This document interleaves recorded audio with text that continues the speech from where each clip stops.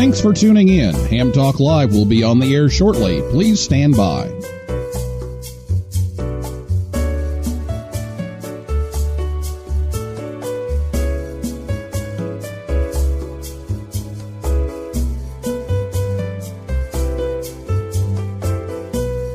Thanks for tuning in. Ham Talk Live will be on the air shortly. Please stand by.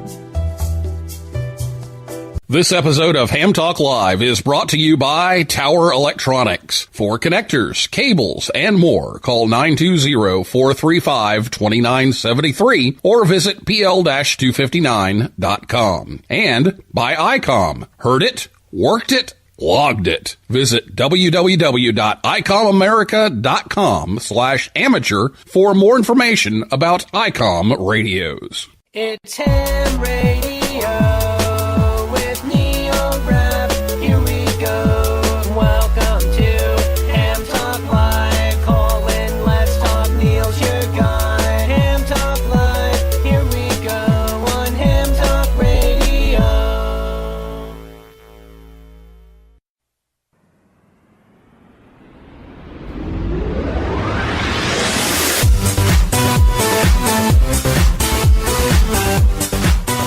Hey, good evening, everyone. It's time for Ham Talk Live. It's episode number 143, Amsat Through the Years, recorded live on Thursday, December 6th, 2018. I'm your host, Neil Rapp, WB9VPG. Thanks for tuning in to this episode of Ham Talk Live. Tonight, we're joined by Keith Baker, KB1SF, and we'll take your calls live in just a few minutes. Last week on the show, Pete Thompson, KE5GGY, was here to talk about the SantaNet over on 3916. Hope you've been enjoying that, and if not, stop by.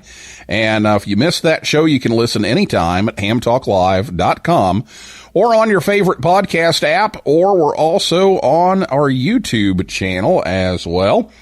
And the Ham Talk Live limited edition May the Grid Square Be Yours shirts have gone over pretty well. We've mailed out all the pre-ordered shirts and did get a few extras, and we've sold a few of those as well that are going to be going out in the mail here in the next few days. But there are a few remaining from sizes small to 2X. So if you want one of those, you can go to our Google Forms and fill that out. There's a link on Facebook and Twitter if you look at the first post on there, or you can go to hamtalklive.com, and then there's a link there for the show schedule, and the link is on that page. So take a look at that, and the instructions are there on how to order that, and you can PayPal the cost to me. The instructions are there for that as well.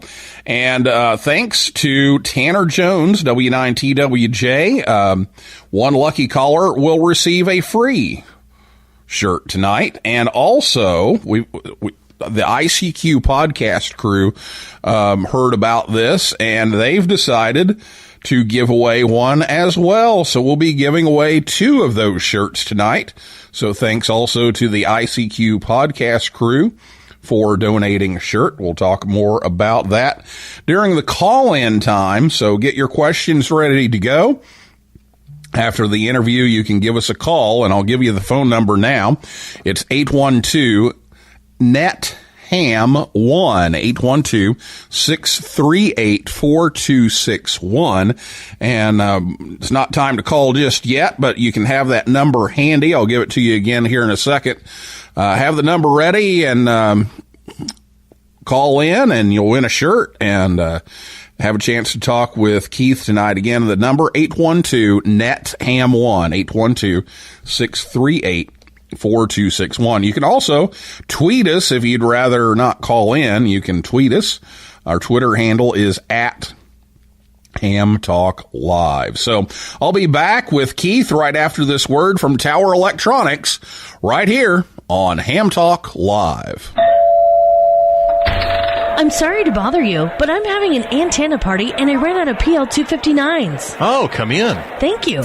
Would silver-plated PL259s from Tower Electronics be too good for your guests? Those will be fine. Thank you. You saved my life the other night. Oh, the PL259s from Tower Electronics? Yes, they were very successful at the antenna party. My antenna works like a charm. Then how can you ever thank me?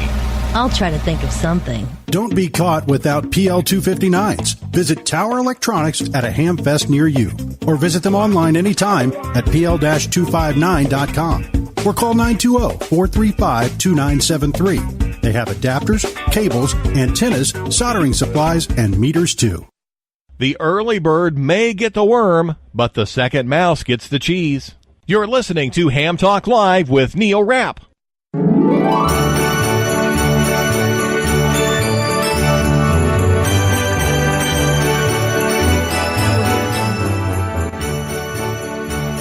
Thanks to Scott and Jill at Tower Electronics for sponsoring the show once again tonight. They help bring you Ham Talk Live each and every week. They're finishing up their Hamfest schedule for this year. They're in Plant City near Tampa, Florida this weekend. That's tomorrow and Saturday.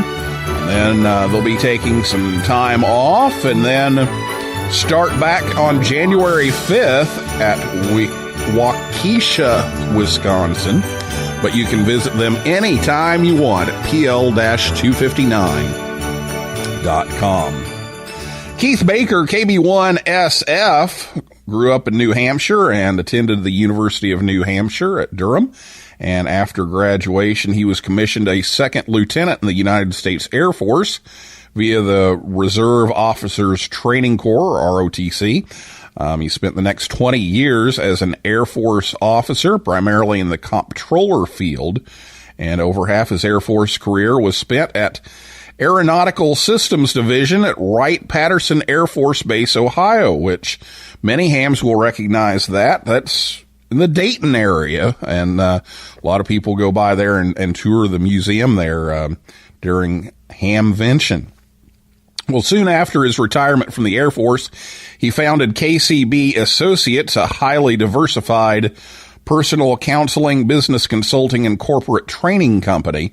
And for nearly 25 years, he and his staff professionally trained consultants and has provided helpful help in the form of targeted training courses and hands-on consulting to a lot of small and medium-sized businesses throughout the U.S., Canada, and Mexico.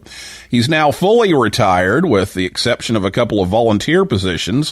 One thing I found interesting was he's an occasional balloon artist. He fills in for some balloon artistry. And in the 90s, he served as a member of the Amsat board of directors and later served as the executive vice president for several years, and then was Amsat's president.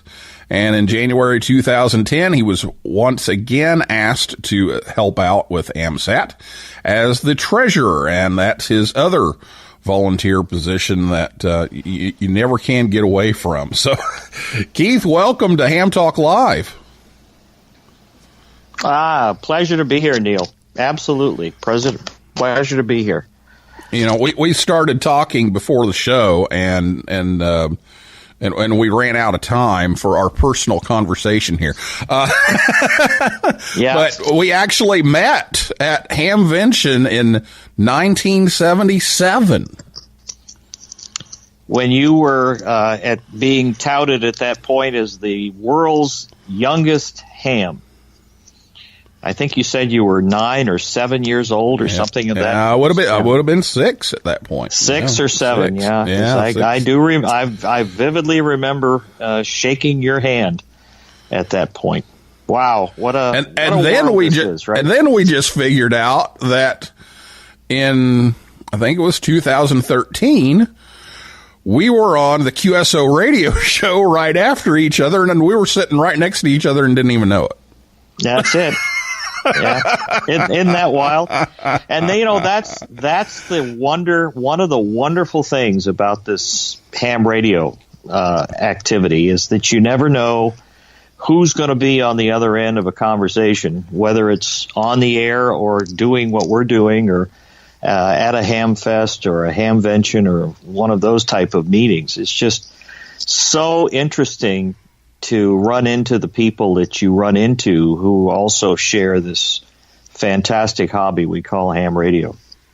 Well, it's been nice to catch up on things with you here, and we want to talk a little bit about the history of Amsat tonight, and we may get into some current things since there's some hot news here lately. But you were involved in Amsat back in the 90s and familiar with the history of starting Amsat. So tell us a little bit about the challenges that Amsat had getting started and getting the first satellites launched into orbit.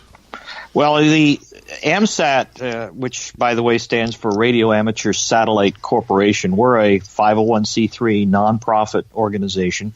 We have one full-time paid employee, and that's Martha, our office manager up in the D.C. area.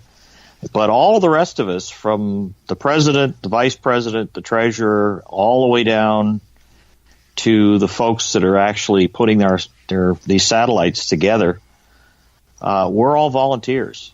And that's an interesting story in and of itself. Amsat was the follow-on organization to an organization which started on the West Coast called Project Oscar, which stands for Orbital Satellite Carrying Amateur Radio. And that came about as a result of a gentleman who was writing for CQ at the time, and they were just starting to test out some distance records or some distance activity on what is now 2 meters, to see how far they could make 2 meters operate. Now, this is back in the early 60s, late 50s. When there wasn't, transistors were basically in their infancy at that point.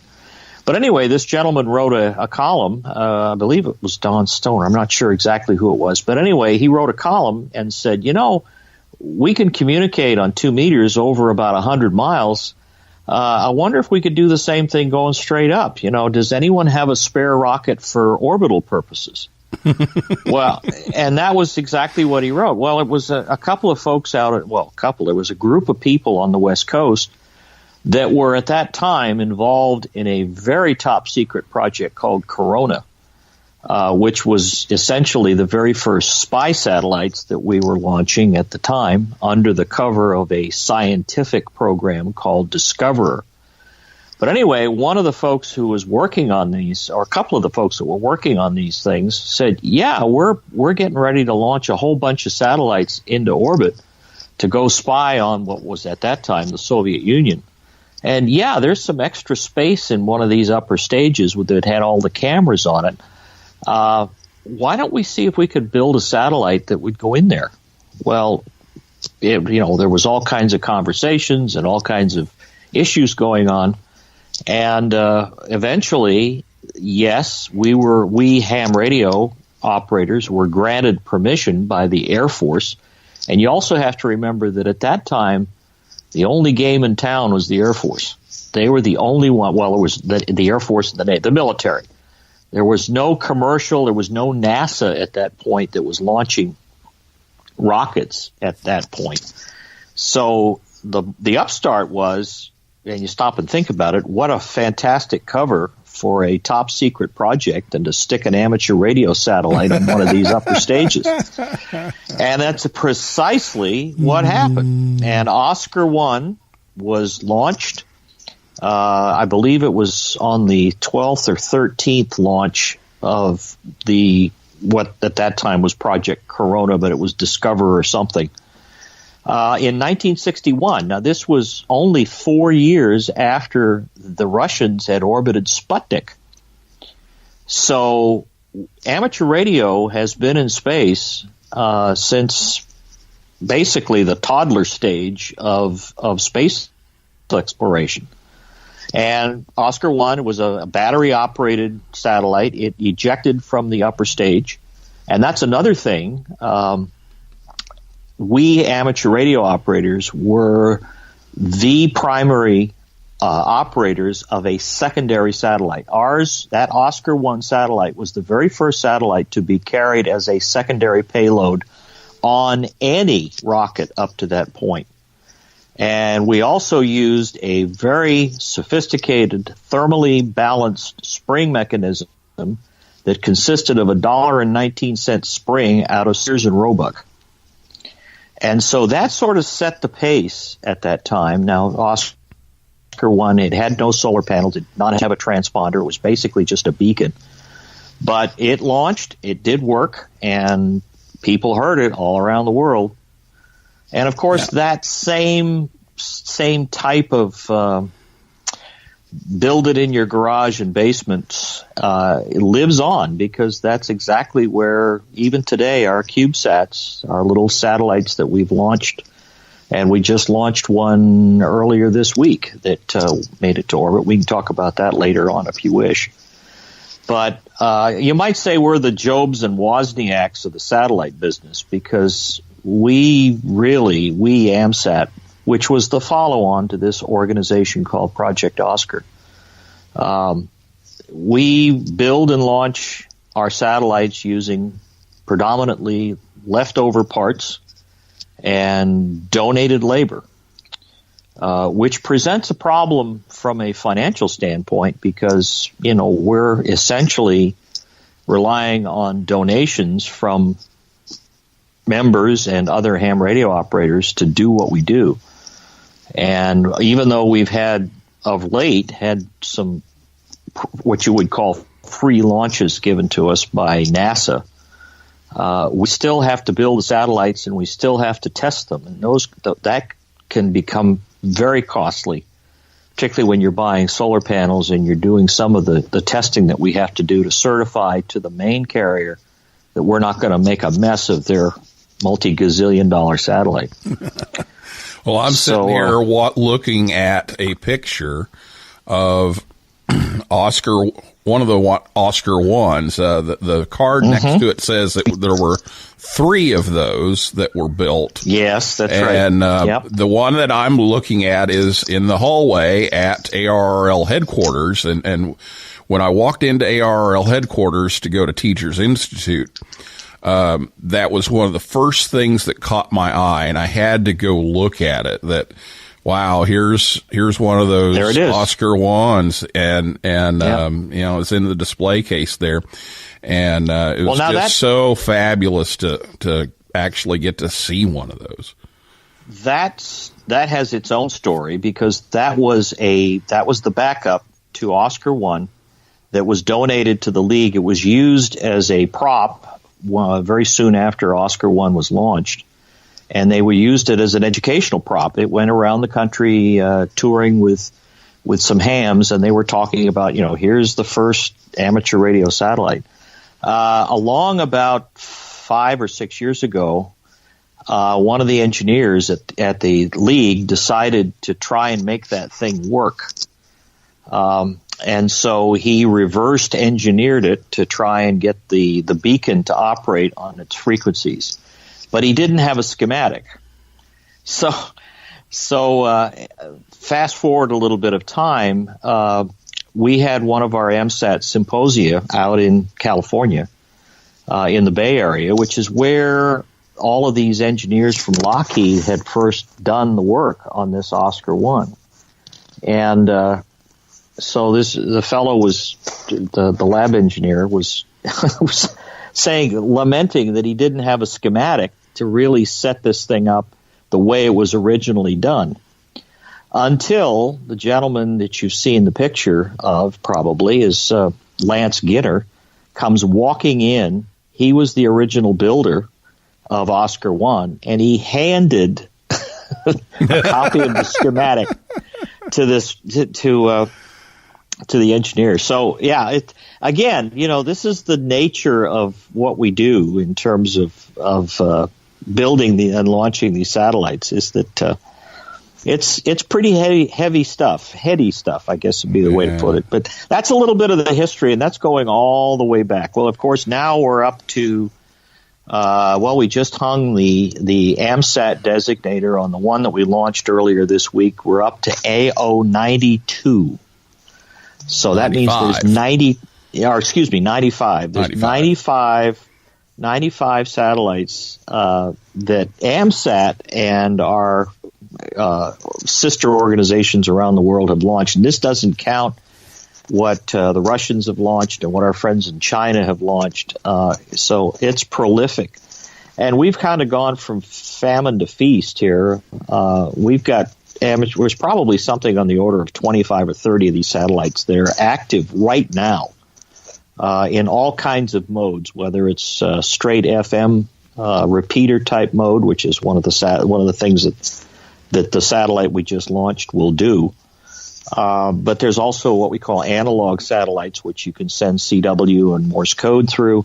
We have a lot of digital satellites floating around with store and forward packet satellites, and it just goes on and on. Beacon satellites goes on and on and on.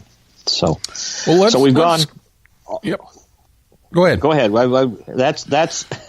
That's going all the way back, Neil. Yeah. Well, let's forward a little bit to AO7, because there's a cool story here with AO7. One of those very early satellites, and I remember seeing it on the front page of QST on the cover when I was growing up, and now it's come back to life. In fact, some of the Wimplota guys called it the zombie satellite because it's come back to life. So tell us a little bit about AO7. AO7 was launched in 1974. And this was in the era when we Amsat were getting NASA launches, and that's because Amsat became the East Coast version of the West Coast Project Oscar group. And a lot of the folks that founded and were working in the early days of Amsat were NASA engineers, worked at Goddard Space Flight Center or worked in the headquarters in Washington. And they ended up got a hold of some launches with NASA as, again, secondary payloads. The other thing, as I said before, is that Amsat has traditionally relied on leftover parts and donated resources and donated labor. And so some of the solar panels that went into Oscar 7 were cast-offs or flight spares from another NASA satellite, I believe. But anyway, they were very powerful for the day. They were very powerful solar panels. So they assembled a satellite. It was a 2 meter to 10 meter, and 2 meter to 70 centimeter to 2 meter transponder, and batteries and so forth. They launched. It went up in 74. It lasted until about 1981. When it went silent, the batteries shorted, and that was the end of that. Well, a gentleman in England was tuning around, looking, as he said, for interlopers on the satellite bands. And that's another thing, is we do have portions of our frequencies set aside for satellite communications on 2 meters and 70 centimeters and on up the line. But anyway, he was tuning across the 2 meter downlink channel, and he hears a beacon. Well, our beacons at that time were Morse code beacons. So he's hearing this Morse code coming across in the satellite band. And he's also hearing the Doppler shift. And that's another characteristic of satellite operation, is that very much like the train whistle exercise, where you hear the train coming towards you, the pitch is higher as it goes by, the horn drops in pitch. Well, the same thing happens with satellite communications and satellite frequencies. Anyway, he's hearing this Doppler shift and this Morse code, and he's saying, that sounds like a satellite, but which one is it? Well, it turned out it was Oscar 7. Now, this is 1996. And sure enough, it was Oscar 7, and what had happened is that because those solar panels were so efficient, they had the ability to overcharge the batteries. But now that one of the batteries shorted in the open position, it meant that whenever the sun was shining on the solar panels, the transponder pops on.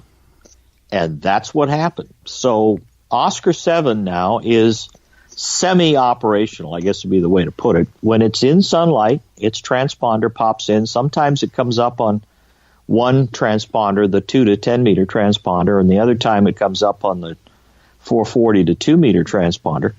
And as long as it's in sunlight, it works.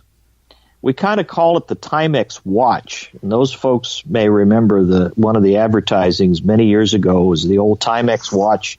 Takes a licking and keeps on ticking. So that's really what Oscar 7. Now here's another little unknown fact. Not only did we amateurs produce the first satellite to be carried as a secondary payload, but Oscar 7 right now has the record for being the longest living working satellite that's still in orbit of any satellite ever launched then or since. Now, I'm not talking just amateur satellites. I'm talking about any satellite that's ever been launched. Oscar 7 holds the record for being having the longest living satellite. Now, this is, again, something that was built in one of our people's basements and garages. So like I said, we're the Wozniaks and the Apple founders, Apple-like founders, I guess would be the way to put it, for amateur radio. But that's the story, and it's an interesting story of what we hams can do. That's a great story. Well, we're up for a break, but first, you're the treasurer, so I have to throw in the fundraising plug here. You bet. This is not a cheap thing to do. And so how do you get the money to pull this off? Well, it's donations. Membership, of course, in Amsat is one way to support us, and we have several different ways that you can become a member of Amsat. We'll talk about our website maybe a little later on in the program. It's www.amsat.org. But most of our funding comes directly from amateur radio operators and other donors who are interested in what we're doing. And we haven't even talked about the work that we do with ARIS, which is the amateur radio on the International Space Station. And that takes a chunk of money as well because of all the interfacing we have to do with NASA and all of the testing we have to do with NASA to get the equipment tested and approved to fly on the International Space Station. So even though in some cases we're getting donated launches from NASA under a program called ELANA, Educational Launch of Nanosatellites, it still costs us hundreds of thousands of dollars to build and test our satellites. And that's not counting the labor. That's just the out-of-pocket costs for testing, transportation, and parts to put them together. So, we do have a funding campaign going on right now with the launch of now AO 95, which you can partake of by going up on our website. We're offering at the moment a digital copy of our Getting Started with Amateur Radio Satellites with any new or renewing membership. So that's it's an excellent book. It's written by several of our people who are hand-schooled on operating amateur radio satellites. So if you're interested in getting started, that's a good way to do it. All right. Well, we do need to take a break here, but we're going to come back. We'll talk a little bit more about some of this stuff, and hopefully we'll sneak in a little update here on the latest on Fox One Cliff, or actually AO95. I was talking to Drew a while ago, and it's like, I keep flipping back and forth too, but AO95 now we have to call it. And we'll talk about that when we come back, and we're going to take your calls and give away some shirts. So we'll do that and be back with Keith right after this word from ICOM America right here on Ham Talk Live. For the love of the holidays, surprise your favorite ham this season with the gift that's on their hot list. The holidays are just around the corner, and ICOM has plenty of cheer for everyone. The IC7610, the SDR every ham wants, and just in time for the holidays. This high-performance SDR has the ability to pick out the faintest of signals, even in the presence of stronger adjacent ones. The ICOM IC7610 is a direct sampling software-defined radio that will change the world's definition of an SDR transceiver. It has RF direct sampling, 110 dB RMDR, and dual digicell. The IC7300 is changing the way entry-level HF is designed. This high-performance innovative HF transceiver with a compact design will far exceed your expectations. It includes RF direct sampling, 15 discrete bandpass filters, a large 4.3-inch color touchscreen, real-time spectrum scope, and SD memory card slot. The ICR30 is raising the bar on DC to daylight receivers. Powerful yet easy to use, the ICR30 is packed full of features you have come to expect from ICOM. The perfect stocking stuffer, the ID51A Plus 2, provides new modes for extended D-Star coverage. Enjoy integrated GPS, independent AM/FM receiver, and free Android apps. For all of these products and more ICOM radios, visit icomamerica.com/amateur for more information. Join the conversation. Give us a call at 812-NET-HAM1. That's 812-638-4261. Now, here's more Ham Talk Live.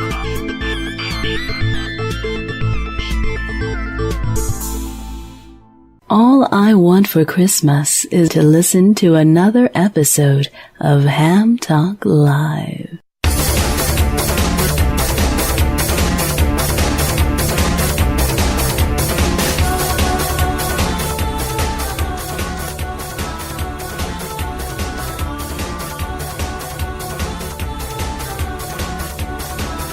Thanks to ICOM America for bringing Ham Talk Live your way. We're on Facebook, Twitter, and Instagram. Be sure to check us out there. And we're here on the air every Thursday night at 9 p.m. Eastern Time, right here at hamtalklive.com. Well, it's time for your calls now. If you have a question for Keith, give us a call at 812-NET-HAM1. That's 812-638-4261. Or you can tweet us at Ham Talk Live, and as advertised tonight, you'll also win a limited edition Ham Talk Live Grid Square shirt just by calling in the spirit of Christmas camaraderie between amateur radio podcasts. The ICQ podcast is happy to sponsor one Ham Talk Live t-shirt for tonight's first audio caller to Ham Talk Live, and wish all the Ham Talk Live listeners a peaceful and calm Christmas holiday season. And Tanner Jones, W9TWJ, also donated a shirt to give away, along with the ICQ crew. So we're going to give away two of those to audio callers tonight. So give us a call at 812-638-4261, 812-638-4261 to ask your Amsat questions and comments about things going on with the satellites. So, Keith, we were kind of teasing here that we might give a little update on AO95. So what's the latest on it? Well, as far as we know, it's progressing. The orbital checkout is progressing very, very nicely. We were one of 64, I believe, satellites that were launched off of this single SpaceX Falcon 9 rocket out of Vandenberg, California. And it took quite a while once the upper stage reached its intended orbit. It took quite a while to unload all those 64 satellites. I'm not exactly sure where we were in the stack, but the other part of the problem is that when we are ejected from the launcher by decree, it trips a timer that's on the satellite. Because you can't launch the satellites in a on position, because there's a concern that you would interfere with other payloads or the main payload. So there's a timer that's built into our little CubeSats, and they essentially, what that happens is as soon as it comes out of the little launcher box, which is very much like a jack-in-the-box. I don't know if you remember the little jack-in-the-box that we all had as kids. Some of us had as kids. Where you turn the crank and then the little pop comes up and the little guy comes out. Well, it's the same idea. There's these boxes that they launch are these little CubeSats in, and that brings up another story. But it's very much like a jack-in-the-box. There's a big spring. You push the satellite down inside this box, and then you close the trapdoor, and then at the appropriate time, the trapdoor pops open, and out pop the satellites. And as soon as that happens, there's a timer that kicks in for about 45 minutes to get you away from all of the other satellites that are being dropped off in the same orbit. And at that time, it trips a little piece of monofilament line with a resistor that burns the monofilament line, and it unfurls the two antennas that are on the satellite. And at that same time, it pops on with a beacon that says, this is Fox 1 Cliff in safe mode. Well, all of that happened down over the ocean, the southern Pacific Ocean, where there's no hams. So it took us a long time for that first word that we even had an operating satellite. And I believe the first group that heard it was right on the eastern tip of South America. And another one of our engineers was the first to actually get telemetry, so we knew that it was working. So as far as we know, I was talking on our Amsat meeting the other night. Jerry Buxton, our VP of Engineering, says all is well. They're progressing through their extensive checkout to make sure everything is working properly. But so far, it seems to be doing just fine. So. And that's the other thing, is that once the satellite achieves orbit and the builders ask for an Oscar number to be assigned, once it achieves orbit and turns on, it's eligible for an Oscar number. And that person who's doing that assigning is Drew, our KO4MA, Drew Glasspetter, who you've had on your program. Anyway, Drew is our keeper of Oscar numbers, and he dubbed Fox 1 Cliff, which was named for one of our larger benefactors who passed away, Cliff Butchart. But anyway, Fox 1 Cliff is now AO 95. So doing well as far as we know. It's going to probably take another 2 or 3 weeks before it's completely checked out. And at that point, it'll be announced that it's open for amateur radio conversations. So. And if you want the story behind the voice on the recording, yes.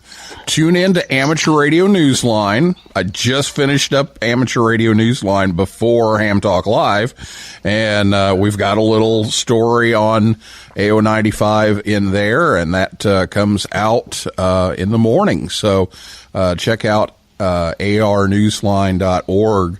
For a little bit more on Amsat and this newest satellite, Fox 1 Cliff, now noted as AO95. So I won't give it away. Stuff.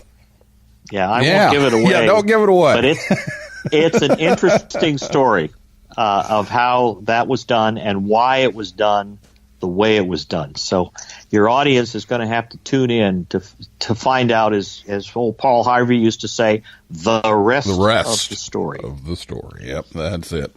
Well, 812-638-4261 is the phone number to call, and we're giving away T-shirts tonight, too, to callers. So give us a call, 812-638-4261. We've got Jerry, KB1SF, on the line for a little bit longer tonight, so give us a call. And I know there was something else you said we might get to later, and it's escaped my mind what it was. Yeah, I forgot too.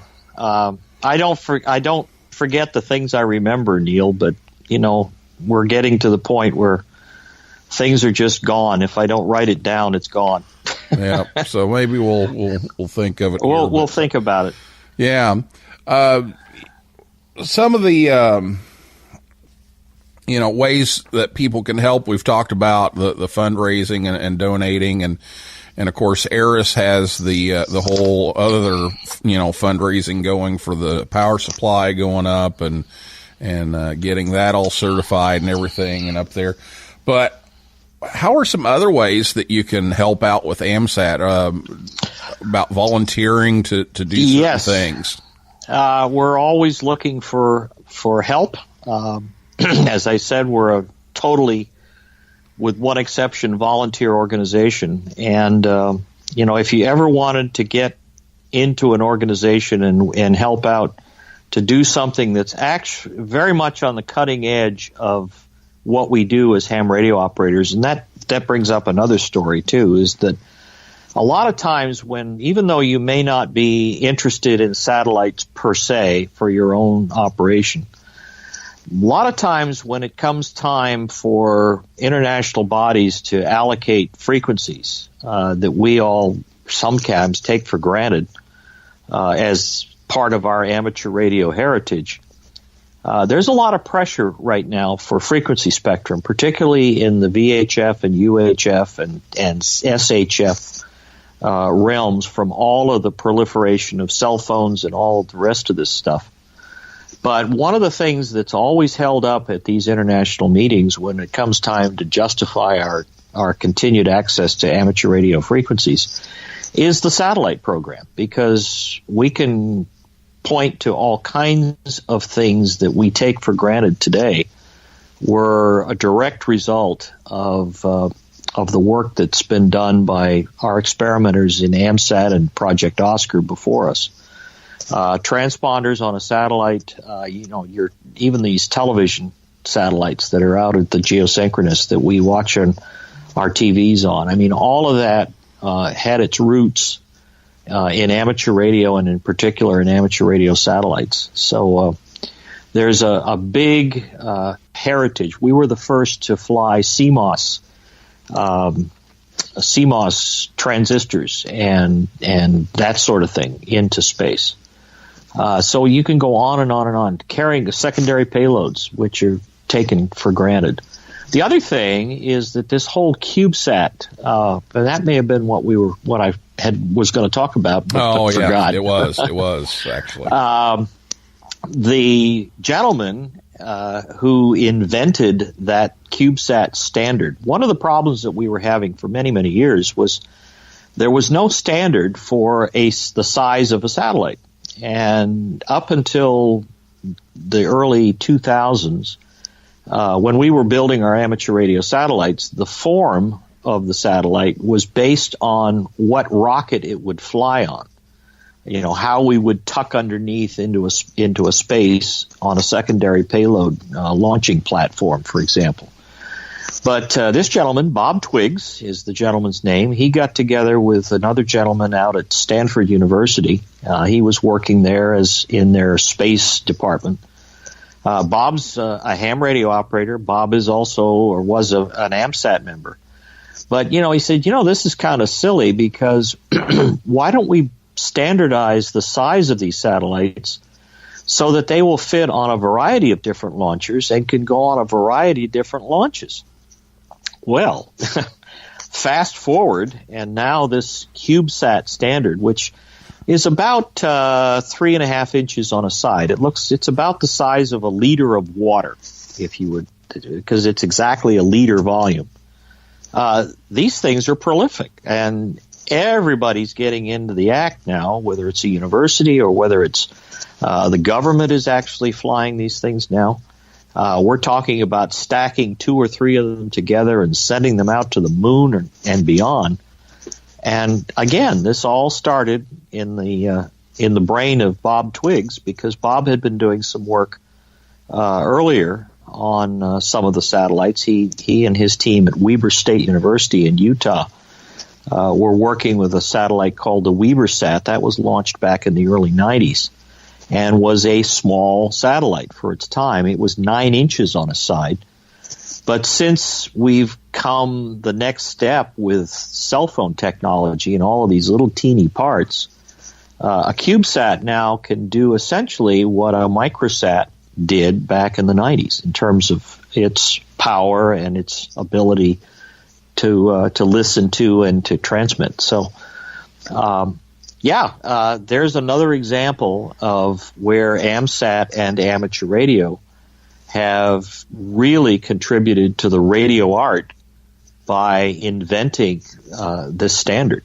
So, Cool amazing. stuff. Just and amazing. I remember cool stuff. Sitting next to you there on Ted, waiting to come on Ted Randall's show with one of those prototypes of a CubeSat, and I was just amazed. You know, I could pick it up with my hand. I mean, it just tiny. Yeah, and that's just amazing. See, that's the thing too, is that the less mass you have, the easier it is to find a launch, and if you have to pay for it, you're not sending up empty space and lots of mass. It's fairly light in that sense, which translates into less money that you have to pay if you're going to launch it. So this is why the CubeSats have been so prolific, is that universities and private organizations that want to do research in space, and that's how we've hooked our rides into orbit, is through this CubeSat initiative that NASA has offered. Essentially, if you look at the inside of those little CubeSats, they're built in a stack arrangement.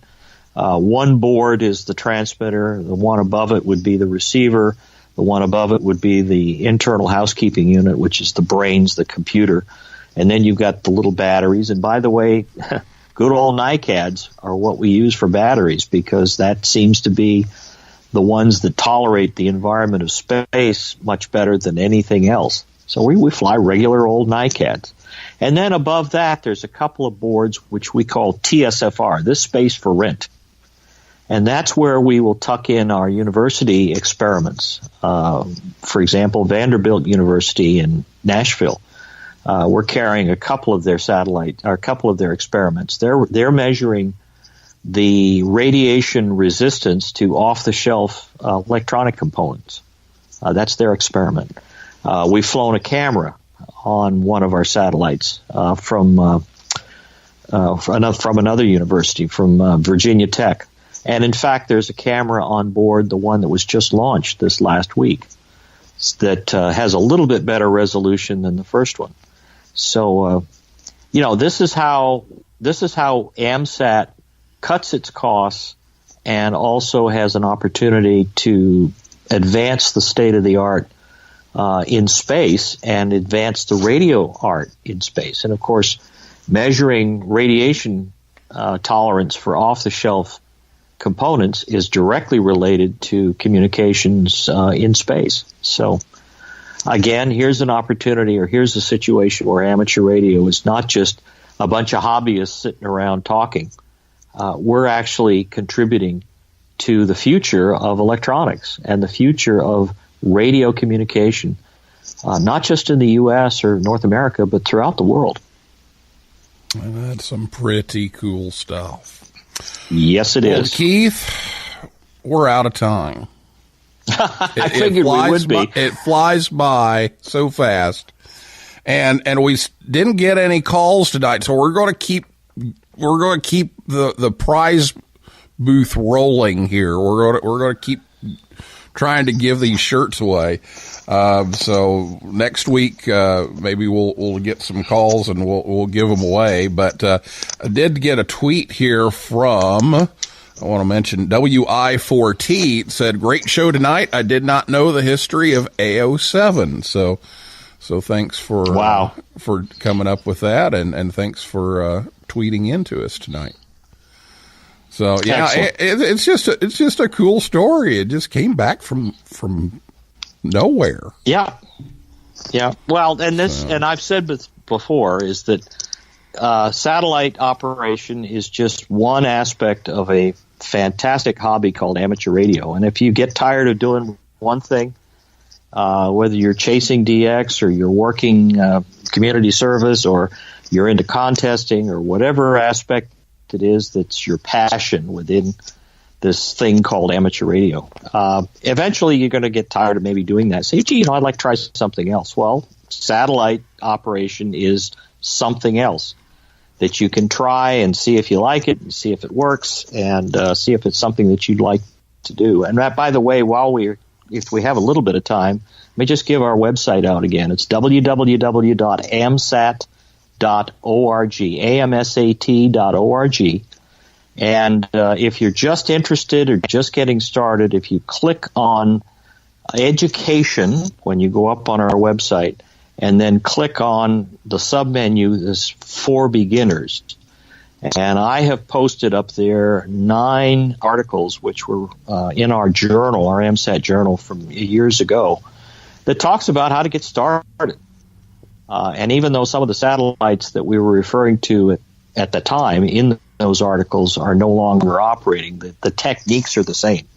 So if you have any interest at all and maybe just want to listen to our satellites, that can be done, believe it or not, with a handheld in your backyard. You don't even need a fancy antenna. You don't need a real powerful transmitter receiver. You can just go out in your backyard with a handheld as soon as you know when the satellite's coming over. And that can be done on our website as well. There's a tracking program built right into it where you just plug in your grid square or your latitude and longitude, and you decide which satellite you want to listen to, and it will give you a whole printout of when that satellite's going to be in range of your station. So you can go out in your backyard and listen to the ISS or the International Space Station or one of our satellites. Can all be done on a handheld or any kind of other very low power, if you will, receiver. Yeah, sure can. And I've started doing this in the last couple of years and really enjoying it. Oh, I do have one question that just came in here on Twitter, also from WI4T, and it was on my phone, so let me pull it up here in front of me. Is there a good omnidirectional antenna that will not break the bank for base operation? Yes. There's a set of antennas that are built by M Squared, if you want to do commercial. They're called egg beaters. And you may have seen these advertised. They look like a big egg beater, but they're an omnidirectional satellite antenna. They're specifically designed for satellite antennas because at the horizon, they are horizontally polarized. But as the satellite comes up and overhead, they tend to be circularly polarized, which is great for satellite communication because our satellites tend to tumble. But if you won't really be able to work a satellite right down to the horizon. But with an egg beater, and I've got a pair in the backyard and I still use them, if you've got a fairly high angle pass where the satellite is going to be up above maybe 45 or 50 degrees at your location from the horizon, those satellite antennas will work just fine for that. If you really want to do horizon-to-horizon coverage, you're going to have something with a little bit more gain. Another way to do it is with an antenna called an Arrow that's built by a gentleman out in Wyoming at arrowantennas.com, or we also offer them on our Amsat store. These are handheld antennas that are made out of arrow shafts, and I've got a couple of them, and they work very, very well. Give you a little bit of gain on the uplink and the downlink, more so than an egg beater, but an egg beater is really designed for permanent type operations. So I hope that answers the question. Okay, and we've got another one that came in here real quick, so wow. We'll go ahead and get it away. We're going overtime here. We may be in double overtime. I don't know. But anyway, Carl, KD9HQT says, my dad, WB9EWF, has an antenna rotor that was manufactured by Yaesu, which was used for satellite communication, which I guess he had for years in the pole barn, but don't think he ever used it for communicating to satellite, but that was before the new ones, the Fox series.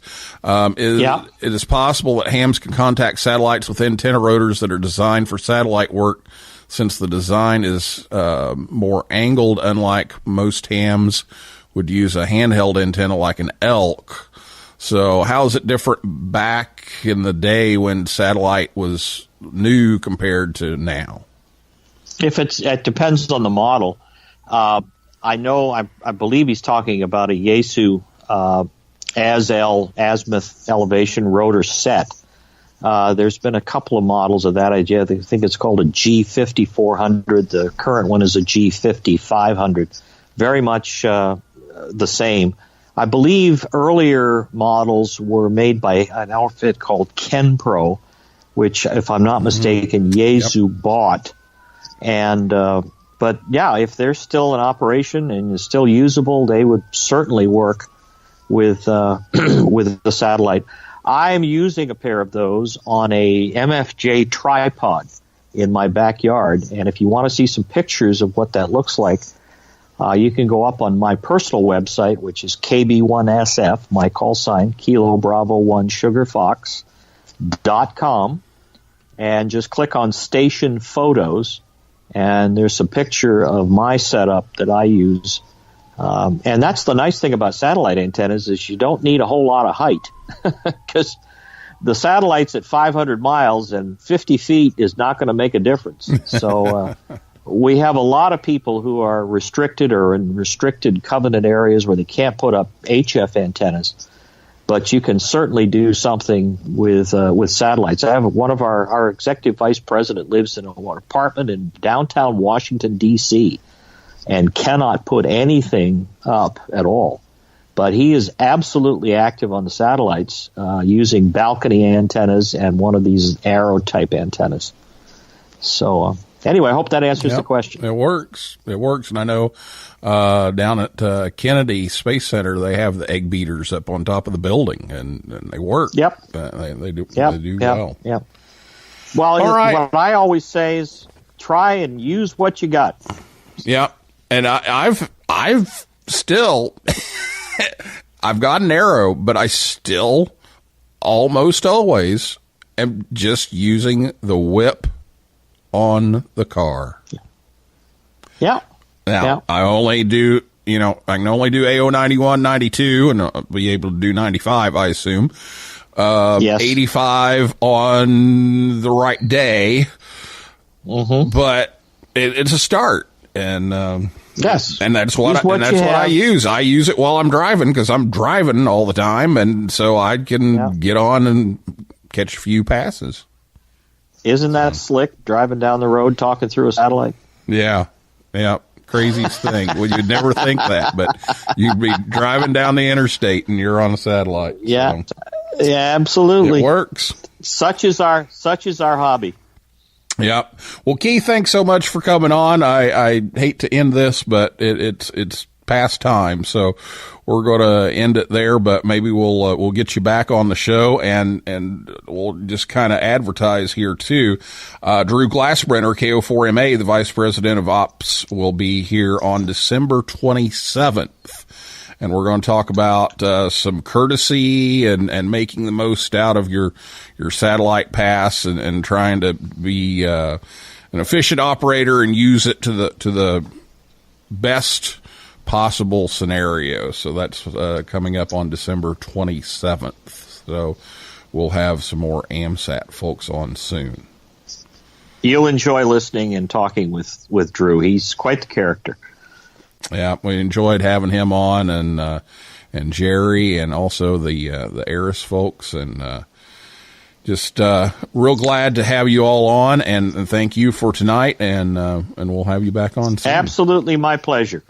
All right. Well, that is a wrap for this week's edition of Ham Talk Live. Thanks to Keith Baker, KB1SF, and everybody out there in cyberspace for listening and typing in tonight. And we're going to have to get you calling. We're going to give away these T-shirts. We got to get you calling in. Well, we're going to invite you back next Thursday night at 9 p.m. Eastern Time.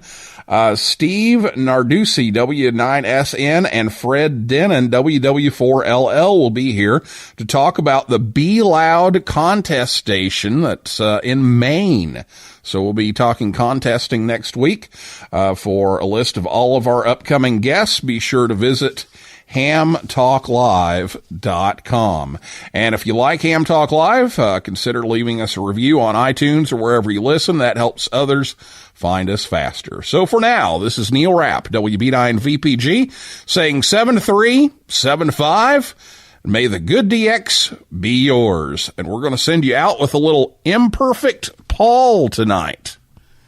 Deck the halls with boughs of holly. Fa la la la la.